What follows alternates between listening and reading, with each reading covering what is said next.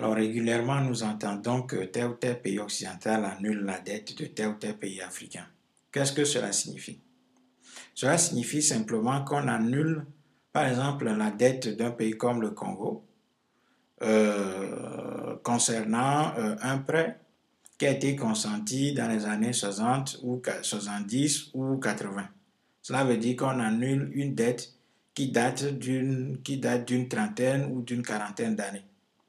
Alors, ça veut dire quoi? Ça veut dire que un pays occidental, la France, la Grande-Bretagne, les États-Unis par exemple, ou la Suisse prête de l'argent à un pays africain dans les années 70-80 et ce pays-là, ce pays africain ayant reçu cet argent, a payé ce qu'on appelle le service de la dette, c'est-à-dire les intérêts, depuis l'année qui a suivi le prêt, c'est-à-dire si l'argent a été prêté en 1970, par exemple, à partir de 71, de 1971, le pays africain, ce pays africain paye le service de la dette depuis 1971.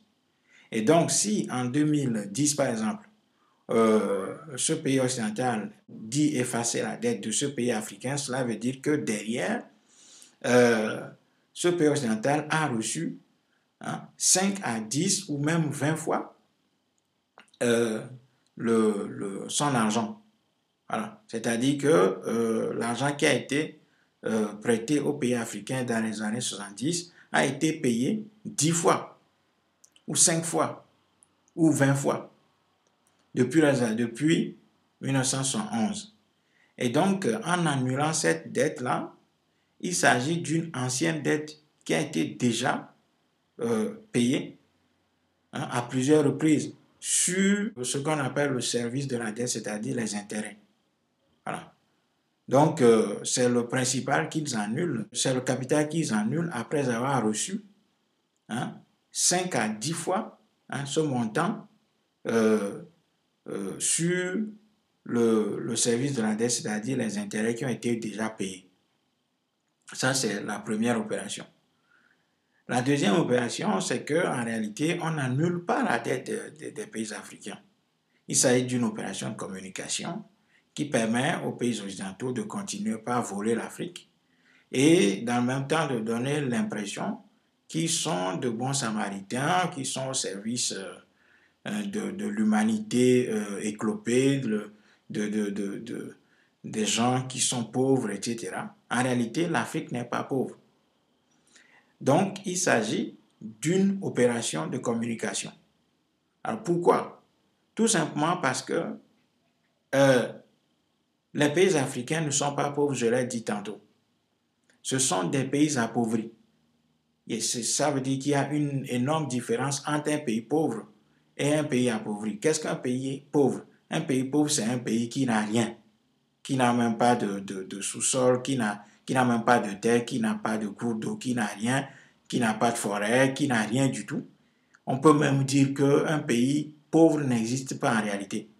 Parce qu'un pays pauvre supposerait aussi qu'il n'y ait pas de ressources humaines qui travaillent dans ce pays-là.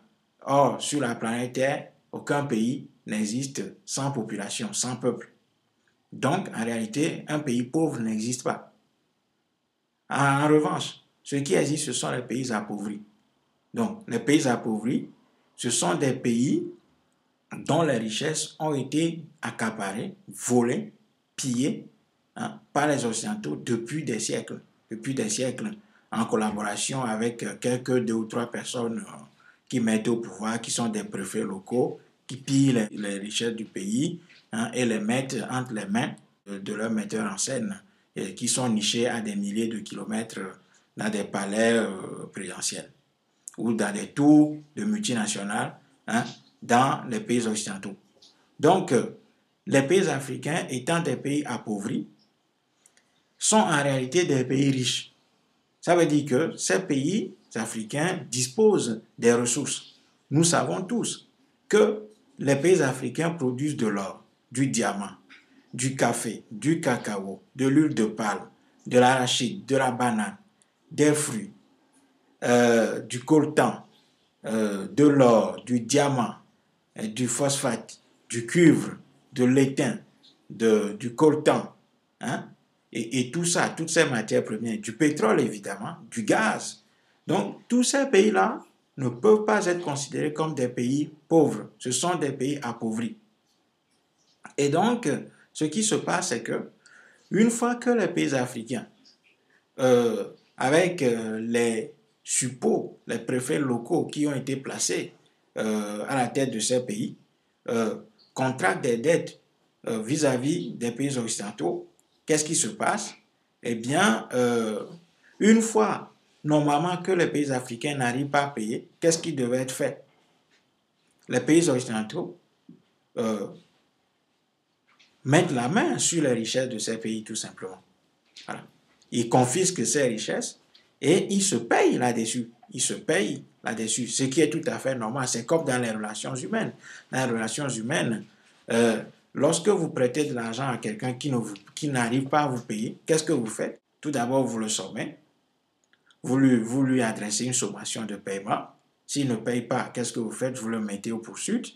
Et les services d'État, les services étatiques vont confisquer ses biens, hein, ou retenir son salaire pour vous payer, ou alors confisquer ses biens, les vendre pour vous payer là-dessus. Si il y a un supplément, et bien ce supplément lui est retourné au débiteur, et le créancier est ainsi payé, hein, sur les richesses du débiteur. C'est comme ça que cela se passe. Donc, une fois que les pays africains n'arrivent pas à payer le prêt, qu'est-ce qui se passe? Les pays occidentaux, comme je viens de le décrire dans les relations humaines, tout simplement, ces pays occidentaux mettent la main sur les richesses des Africains, hein, et se payent là-dessus. C'est ce qu'on appelle par exemple les prêts gagés, par exemple.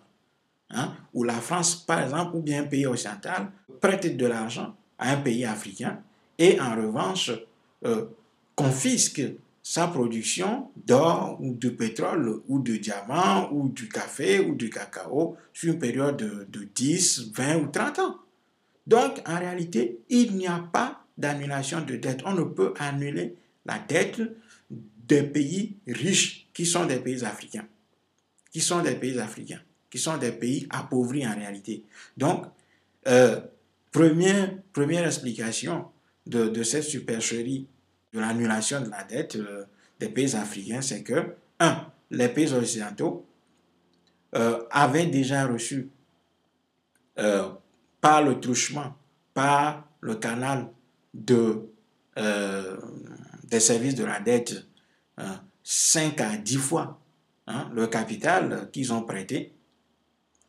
Et deuxième chose, en réalité, lorsque les pays africains n'arrivent pas à payer leurs dettes, eh bien, les pays créanciers confisquent ou bien font confisquer tout simplement les richesses des pays africains et se payent, hein, là-dessus. Donc, c'est comme ça que cela marche. Donc, il n'y a pas d'annulation de dette. Il ne peut pas y avoir d'annulation de dette des pays occidentaux vis-à-vis des pays africains. Cela est un gigantesque mensonge. Et ensuite, ce qu'il faut préciser, c'est que comme la dette en réalité ne vise pas à développer le pays, comme l'argent qui est prêté aux pays africains, ce n'est que de l'argent pour acheter des armes ou fournir le confort à la classe politique mise en place ou instituée par les Occidentaux, ou payer un avion et les services, faire fonctionner quelques 2 ou 3 services au profit du système, eh bien, il n'y a pas de production sur laquelle on peut se rembourser, on peut avoir le remboursement de la dette. Donc, on va tout simplement confisquer les biens du pays et se payer là-dessus. C'est comme ça que ça marche. Donc, en réalité, il n'y a pas d'annulation de dette des Occidentaux à l'égard de l'Afrique. Il s'agit d'une opération de communication. Je l'ai dit tout à l'heure. Donc, en réalité, il s'agit d'un pillage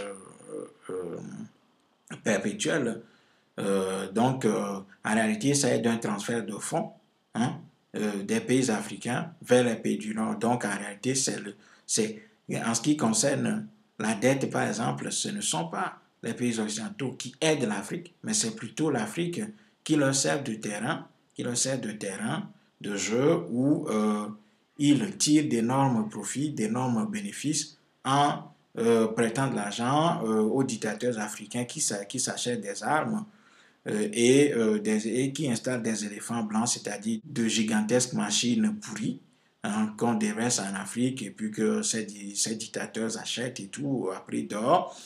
Et dans une opération de corruption, eh bien, il y a une part de cet argent qui est reversée aux dictateurs africains, le reste est repris par les Occidentaux.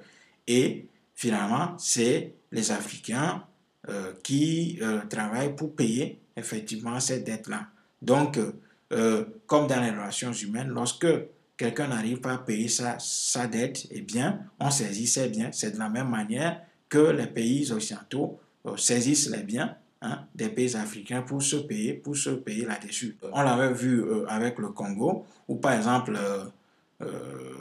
les pays occidentaux saisissaient carrément les cargos de pétroliers, de bateaux remplis de pétrole du Congo, hein, et ils saisissent ces bateaux et vendent le pétrole qui est à bord pour se payer dessus. Donc, la réalité est que les pays occidentaux font croire qu'ils aident l'Afrique et puis qu'ils annulent les dettes, etc. Ce qui, en réalité, est un énorme foutage de gueule. C'est un énorme foutage de gueule et c'est un mépris total. Hein. C'est aussi mal connaître comment fonctionne la société occidentale, qui est une société extrêmement individualiste et individualisée. Hein. On ne peut pas comprendre, on ne peut pas accepter, on ne peut pas chaque fois laisser passer cette idée selon laquelle les Occidentaux annulent les dettes des pays africains. Cela reviendrait même à dire que ces gens-là donnent de l'argent aux Africains, c'est-à-dire qu'aux pays africains, ils donnent de l'argent aux pays africains et en même temps ils disent aux pays africains, bon, quand vous n'arrivez pas à payer, eh bien on annule votre dette. On annule la dette, donc voilà, si vous avez encore besoin de l'argent, vous revenez et on vous redonne de l'argent. Alors, cela supposerait même qu'on savait que les pays africains sont entre guillemets pauvres, sont pauvres dès le départ. Alors pourquoi est-ce qu'on leur prête de l'argent? Si on savait qu'ils n'allaient pas être en mesure de rembourser, il ne fallait pas du tout leur prêter de l'argent, il fallait tout simplement leur donner de l'argent, comme ça on ne parlerait pas de prêt ni d'annulation plus tard. Donc on voit bien qu'il s'agit d'une opération de communication, d'une opération de triche et de pillage des pays africains par les pays occidentaux qui chaque fois viennent nous dire qu'ils sont en train de donner de l'argent aux pays africains, de prêter de l'argent aux pays africains et 20, 30 ans, 10 ans plus tard, bon, ils annoncent en grande pompe qu'ils annulent la dette des pays africains, ce qui est faux. Cela veut dire que on dit aux Africains que si vous n'arrivez pas à payer, bon, on annulerait de toute façon votre dette, mais à chaque fois que vous aurez besoin d'argent, revenez nous voir. Qui peut accepter ça? Dans les relations humaines, simplement, si vous prêtez de l'argent à quelqu'un qui n'arrive pas à payer, eh bien, vous lui dites, bon, ok, j'annule votre dette et j'attends que vous reveniez me demander de l'argent et je vous prêterai l'argent dans les mêmes conditions, tout en sachant que vous n'allez pas me rembourser. Et au cas où je constaterai que vous ne remboursez pas, j'annule et je vous reprête de l'argent. Je vous reprêterai de toute façon de l'argent. Comme ça, bon, voilà, j'annoncerai plus tard que j'annule. Ce qui est une énormité, une grossièreté énorme. C'est une grossièreté énorme.